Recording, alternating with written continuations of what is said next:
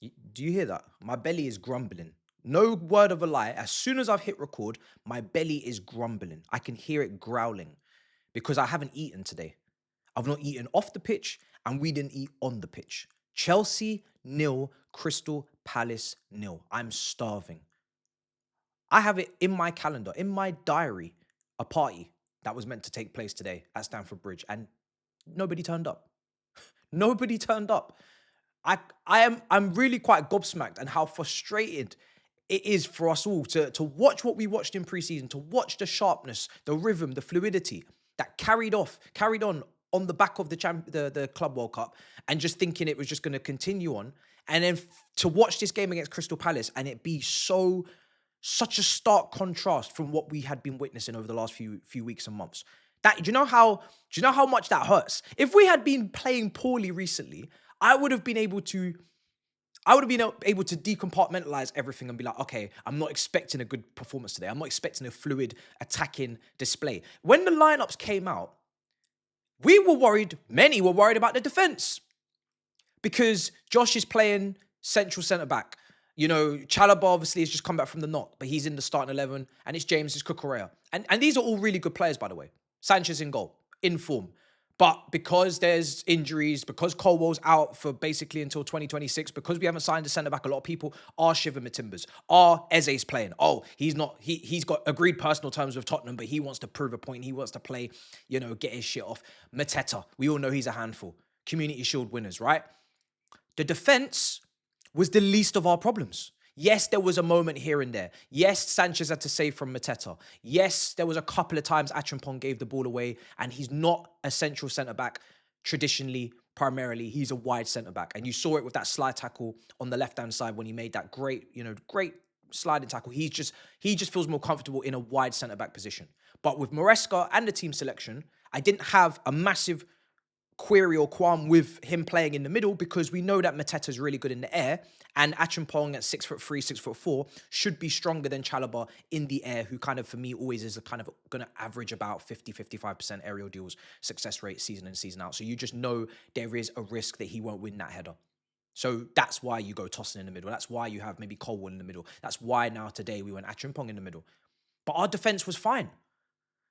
The goal was a disgusting goal to concede. It didn't count in the end. I think it's a bit fortunate in some ways because I initially expected that to go in. I expected that to be given on the 13th minute. I was fuming when I saw that. And for the first time when I saw that, I was fuming because I'm thinking to myself, wow, this is just a straight shot on goal. This is a free kick, but he's just levered it, laced it, and it's just gone through bodies.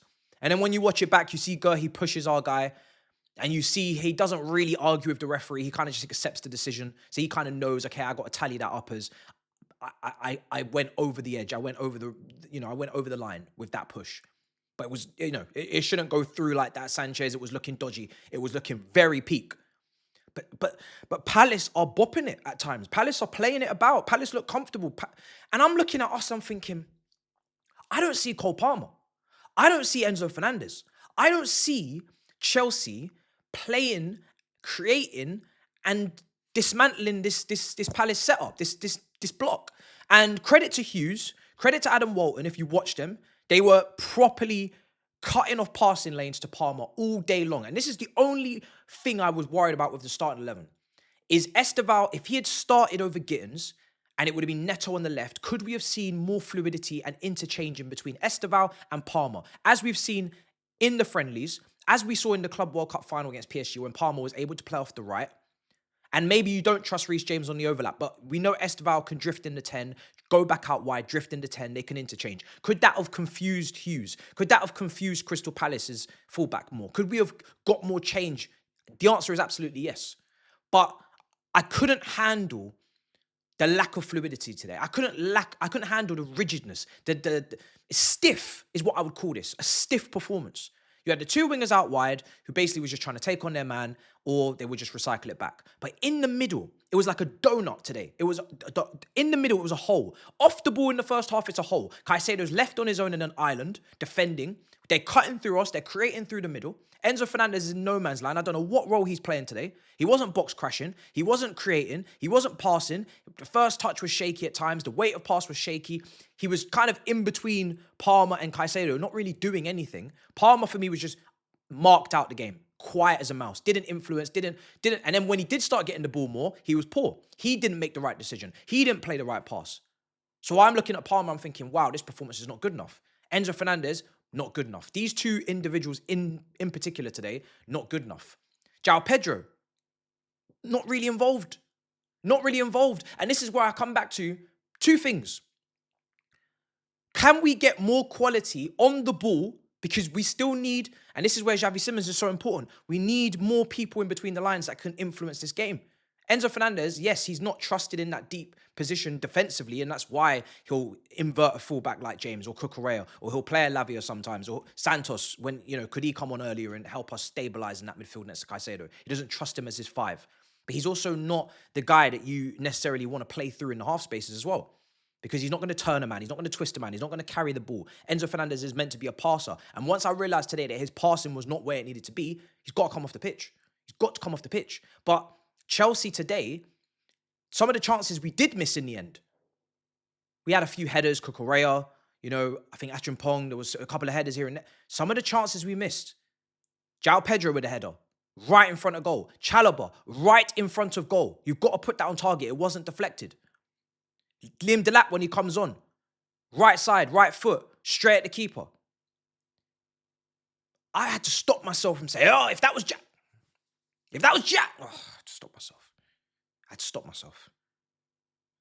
I still want 3 strikers at this football club for this very reason. Because you need options. You need to be able to go 2 up top. Maybe tactically that wouldn't have worked today, I don't know. But you've got to have that up your sleeve. We shouldn't get too comfortable. It's been a great start for these guys. I don't question their ability or, I have Delap as my second. I have Pedro as my first. I'm very happy with that. It's been one game. But I just always feel 3 strikers is the safest bet. I don't care what other people are doing in the league. And that doesn't mean you don't sell Jackson. Let's see what happens. But 3 strikers would be really good. Just so you got more, just so guaranteed firepower. Just guaranteed firepower. Guaranteed that conversion is going up. Guaranteed. No risks, no queries, no questions, no questionnaires, no worries, no nothing. Guarantees.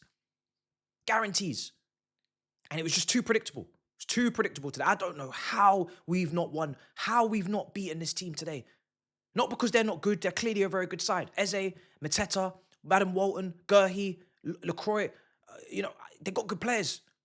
But how are we not finding a way through? Not at least once. Not once. We're free-flowing. We're scoring goals. Both the preseason games, Club World Cup, we're getting goals. Where were the goals today? The finishing was poor.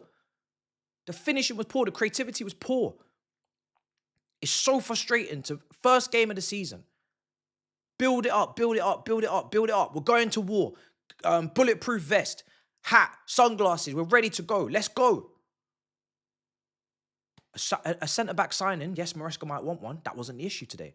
Garnacho, I'm afraid, if we get him, that is not going to solve what happened today. Got to get that Xavi Simons deal over the line.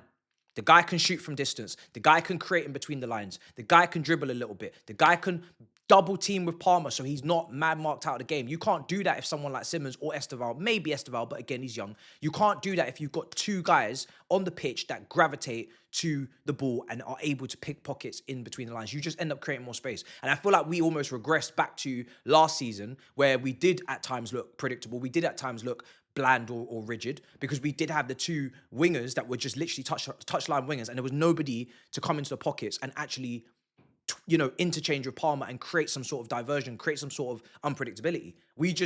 Everybody was just right in their zones and just didn't move. That is way different to what we've been watching. I need us to go back to one guy picks it up here, he moves, he's here. You can't track no one. You take your eyes off the screen for 2 seconds, you can't track some of these attackers. That's what got us into a position where we felt confident to go and win games like this. And then it's the mental side. Then it's up here. Can you grind over the line? We didn't do it today. Got to find that goal just out of nothing, out of somewhere. Didn't do it today. Substitutions, Gusto comes on, Esteval looked bright. Then he goes and misses a chance. Wasn't an easy chance, maybe off foot, on it, he wasn't really poised and perfectly positioned to really strike it the way he wanted to. Maybe he's kind of falling on the way down.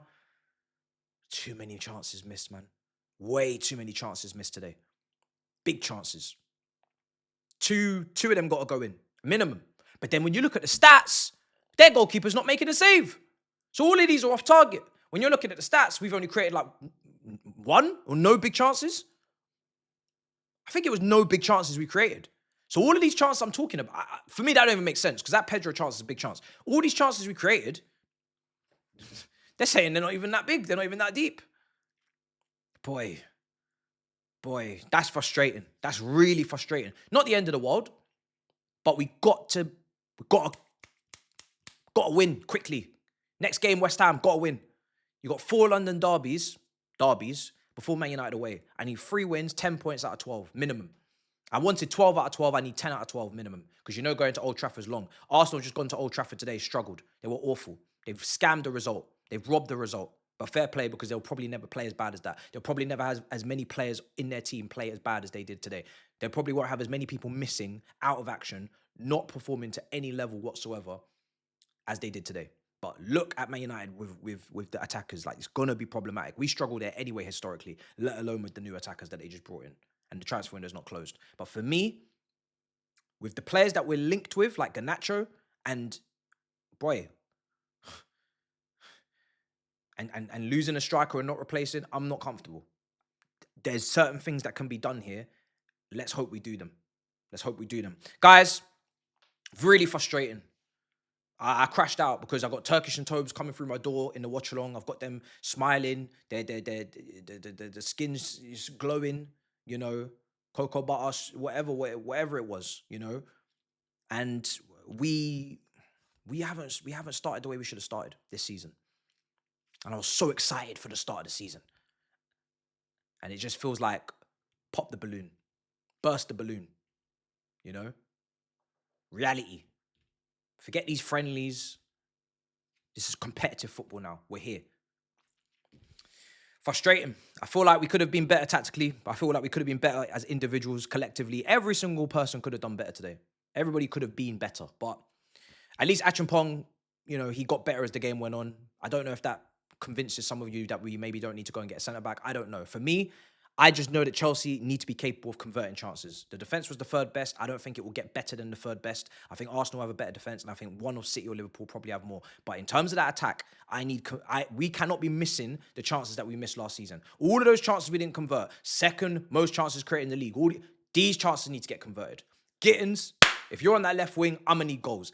Right wing, if it's Neto, we're going to need some goals. Up front, the guys that missed the chances today, that if Jackson had missed, he would have been absolutely crucified and cussed for. You guys got to make sure you put the ball in the back of the net against West Ham. And I need to see the Palmer I saw in the summer. I don't want to be reverting back to this Palmer. This Palmer I saw today, with the free kick, hitting the wall, I don't need none of that. No, we're past all that. Back to business. Guys, let me know what you think in the comments. I'm frustrated. I'm hot. I'm bothered. I'm tired. I'm just annoyed because I just feel like, the wind's been taken out my cells. But it's fine. We'll bounce back. It's only one game. 37 to go. Let me know what you think in the comments. In a bit, people. Peace.